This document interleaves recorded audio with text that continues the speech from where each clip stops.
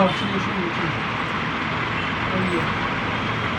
this question, we are told that f of a comma b is log of a to the base b, and we are told that g of x is equal to x cube minus 2x square plus 7x plus 11.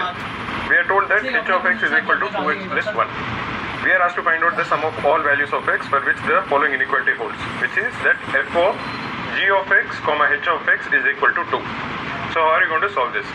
Just to start things off, let us assume that g of x over here is say capital P and h of x is equal to capital Q. So f of p comma q is equal to 2. But what is f of p comma q? It will be log of p to the base q. So this would imply that log of p to the base q is equal to 2, or p is equal to q square. But what is p? The value of p, as we have discussed earlier, is g of x. So this would imply that x cube minus 2x square plus 7x plus 11 is equal to q square, and the value of q is h of x. So this is 2x plus 1 whole square, which will be 4x square plus 4x plus 1.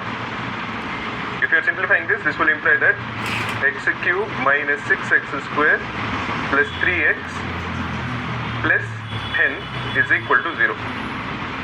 We are required to find out the sum of all the values of x which will satisfy this given inequality. So let us try to factorize this. To factorize the cubic equation, it is always important to find out at least one root. If you substitute the value of x to be equal to 1, you are going to get that this is 1 minus 6 plus 3 plus 10, which is not equal to 0. So x minus 1 is not a factor of the given cubic equation. Let us try to substitute the value of x to be equal to minus 1.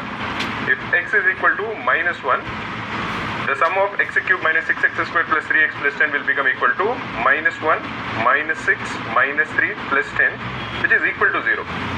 This would imply that x plus 1 is a factor of the given cubic equation. So let us try to factorize the cubic equation as x plus 1 into a quadratic equation, and then factorize the quadratic equation also. So if you are looking at x cube minus 6x square plus 3x plus 10, and if you want to remove x plus 1 as a factor, we can express the cubic equation as x cube plus x square, because you want to take x plus 1 common, and then you have minus 6x square, so you subtract minus 7x square. Again you want to take x plus 1 common, so you remove minus 7x.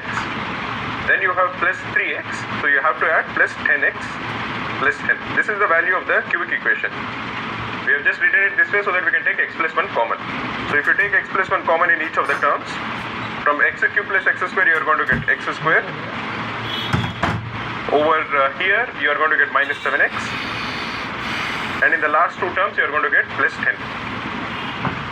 This is equal to x plus 1, and the quadratic equation can be factorized as x minus 5 into x minus 2 into x minus 5 into x minus 2. This is equal to 0, this is equal to 0. So now x has three roots. The roots are that either x is equal to minus 1, or x is equal to 2, or x is equal to 5. Now you should notice that if x is equal to minus 1, the value of this logarithm is not defined. Why is this not defined? Because what is the value of h of x? When x is equal to minus 1, the value of h of x is minus 1. When x is equal to 2, the value of h of x is 5. When x is equal to 5, the value of h of x is equal to 11.